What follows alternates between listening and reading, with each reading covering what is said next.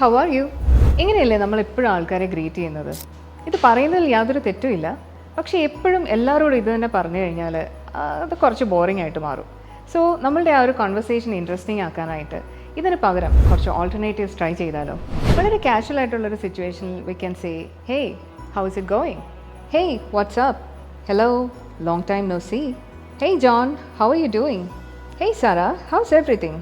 Hello, what's going on? Hey, what's new?